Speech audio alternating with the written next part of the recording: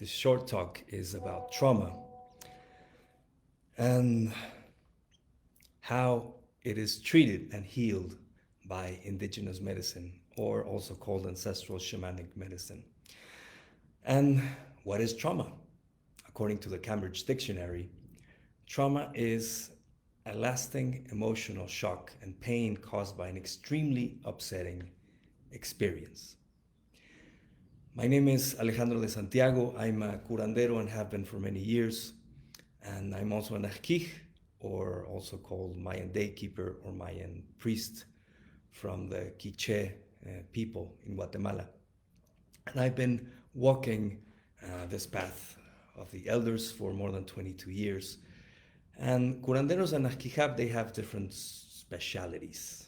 Now they can be focused on herbs and healing with herbs, and being midwives and healing the body of disadjustments and many others. And the subject of this talk has been one of my specialties, of one of my focuses, not because of my will, but in this path, no, the path takes you to what you should be doing or supporting people with. At least that's what the elders say. And I have to, speaking about the elders, I have to give thanks to the elders and my teachers who have had the patience to teach me and guide me. A lot of patience they have had, for sure. So what is trauma in indigenous medicine? It is basically a fragmentation of the soul. The person loses part of her or his vital essence. This is also called tonal in Nahuatl, or chulel, spirit in Tzotzil Mayan. But basically it is a radiant body or luminous body. And indigenous medicine is a holistic model of medicine. And it it doesn't focus on the symptoms and curing the symptoms or numbing the symptoms, but it goes to the root cause of an ailment and heals from there. And by holistic, I mean this medicine sees every aspect of a person, from the economical, the social, eating habits, thinking habits, and the relationship of the person with society and the communities.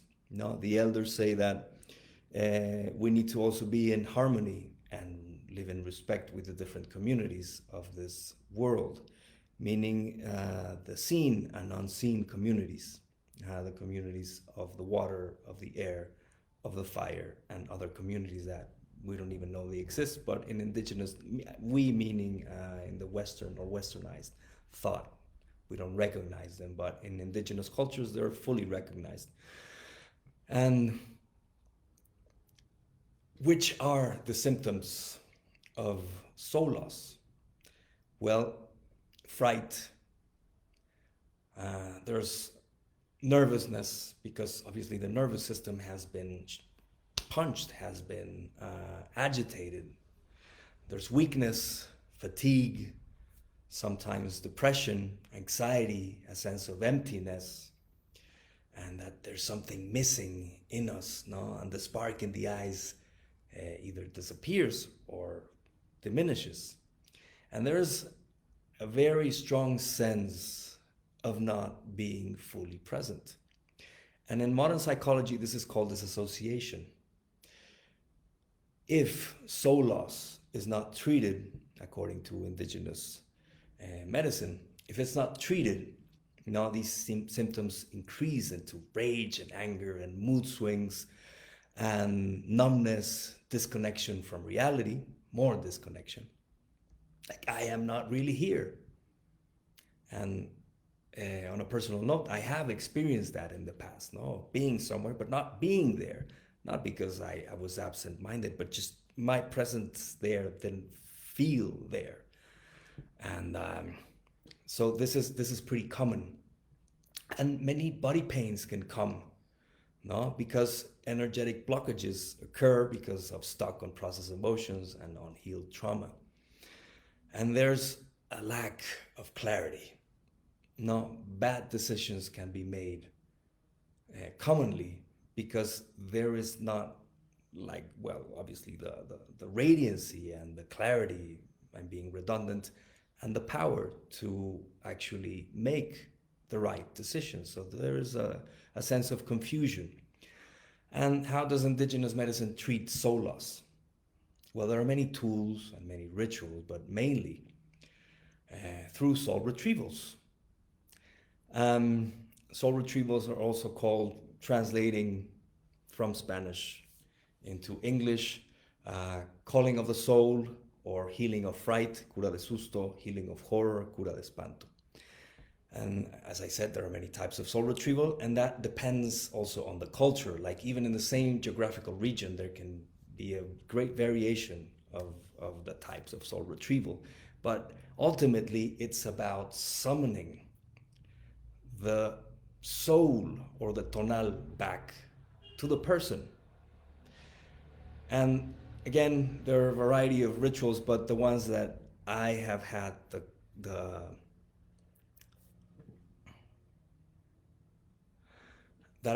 the opportunity of seeing and sometimes living or listening to even are the typical, at least in this part of Latin America.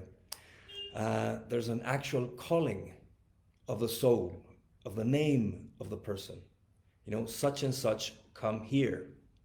And as weird as it may sound for the West or westernized mind, it is very effective. Very, very effective. And there's also journeying to get the soul. No, the curandera can just go into a different space, meaning a sacred space, and get the soul of the person, no, by the hand, and literally take it and bring it back to the person. And that can be done while awake or through dreams. Also through plant medicine, like mushrooms, sacred mushrooms, ayahuasca. But when done by an amateur or not done properly, it is terrible. It can get things worsened, and there are many side effects when not done properly. But when done effectively, it's super. There is a basic aspect of indigenous medicine that stresses the importance of self-responsibility, meaning that one needs to want to heal, and one needs to do whatever is needed in order to be healed.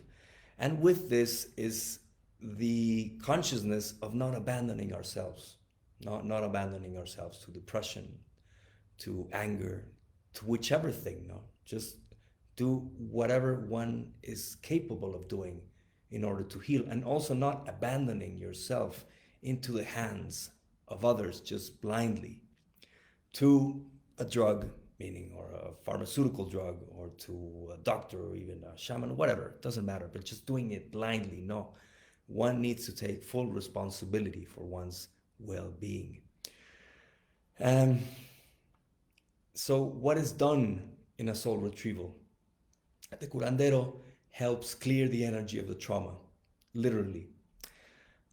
Again, this can be as easy or as complex as the person wants. Now, ultimately, it's in your hands to get healed.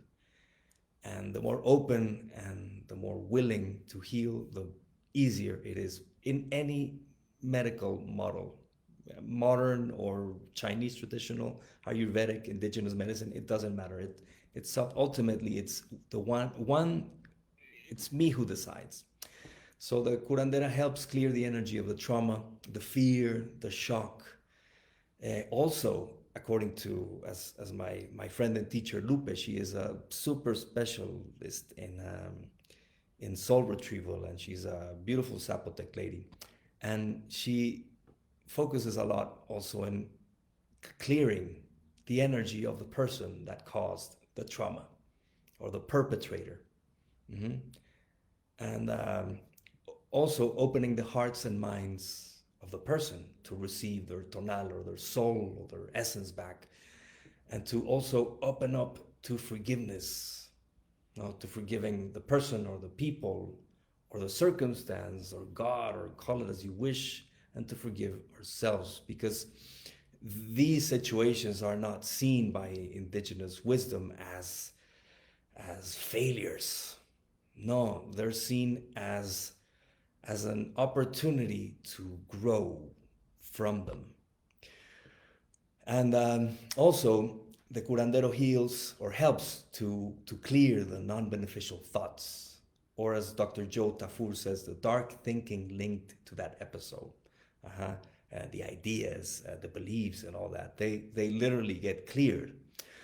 Ultimately, the greatest help comes from Great Spirit, or whomever you wish to call it, the ancestors, the elements, the spirit guides. And with regards to the elements, the soul can sometimes get stuck in water, fire, earth, and these elements help into guiding the soul back to the person.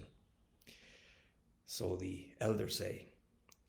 Sometimes with just one session, the person can just recuperate their tonal back, but it depends on the situation and whatever is needed so the person can heal.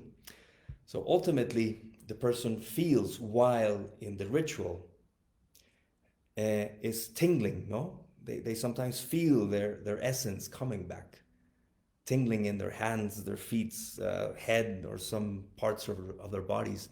And the sensation that they are there, that they are present, and they feel revitalized and empowered in the healthy sense, and clear. They have clarity of mind and recognition of themselves from a different aspect. And just a couple of examples.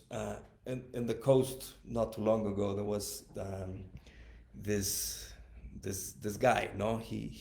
This kid. He went into the ocean. He was told not to go in because the water was very, very.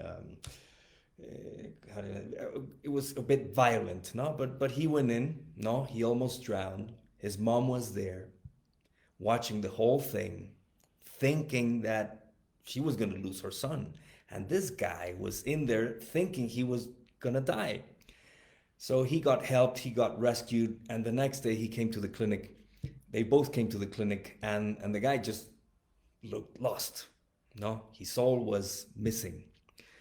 And his skin tone was like a greenish, grayish tone.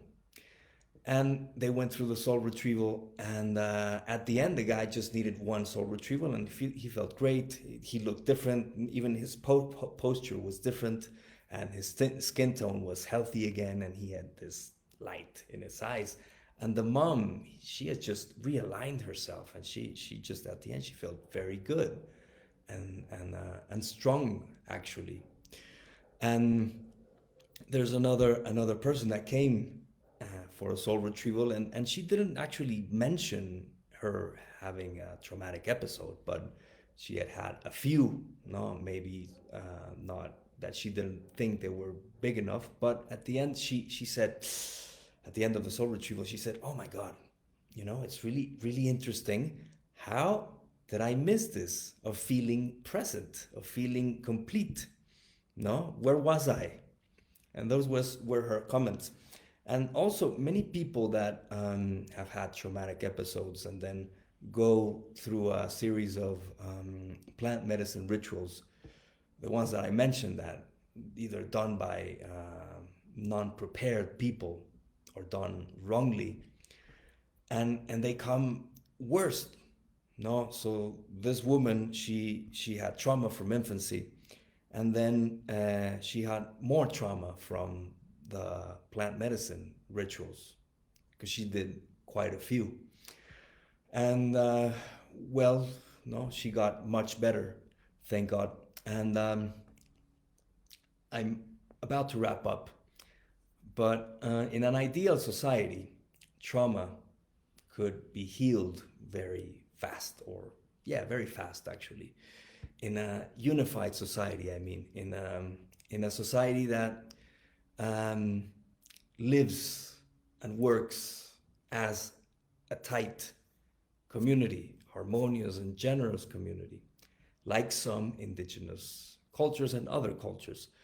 I've been listening to this great book by Sebastian Junger. He's a journalist, an American journalist, and his book is called Tribe, and he talks about PTSD, and he says that there is a humongous epidemic. That's redundant too. There's an epidemic of PTSD in the States, but in the Western world and the westernized world as well. And when societies have this sense of communality, PTSD and trauma healing is faster. We don't need to feel alone. Anyhow, this is very present because I've been listening to it lately. So, just to wrap up, if you haven't done a soul retrieval, and look for somebody well reputed, even if you haven't gone through even you don't feel like you need to heal any traumas. No, they're just very beautiful processes. They're very beautiful rituals, and they're invigorating. Helps reconnect and recognize yourself. Gives more clarity, more energy, more focus, and one doesn't need to relive the traumatic situations. And they're very safe and they're very beautiful. So if you have any questions, or any comments, please share, drop them. Here, Carolina, she cannot see, but can you hear me? Y Josue, he asks, I'd like to ask of a strong T. He has obsessive compulsive, TOC. Okay, T's for anxiety. Josue, T's for anxiety. Lemon blossom, toronjil, Mexican toronjil, orange blossom teas. All of those teas are very good for anxiety, but and nervousness. But if you're in the States, as you say, there are many people from Latin America or maybe Native Americans that could help into doing a soul retrieval. And they don't necessarily need to be from Latin America. There's great people in the States that have learned and that know how to do soul retrievals. So maybe this could help, if other therapies haven't been able to help. And I don't know, Josue, if that helps a bit, but those teas are very good. But it's better if your son gets close to somebody that is there, that could see him and give you, a better support with this. So, thank you very much for watching, and thank you for your patience, and bye-bye. Acabou.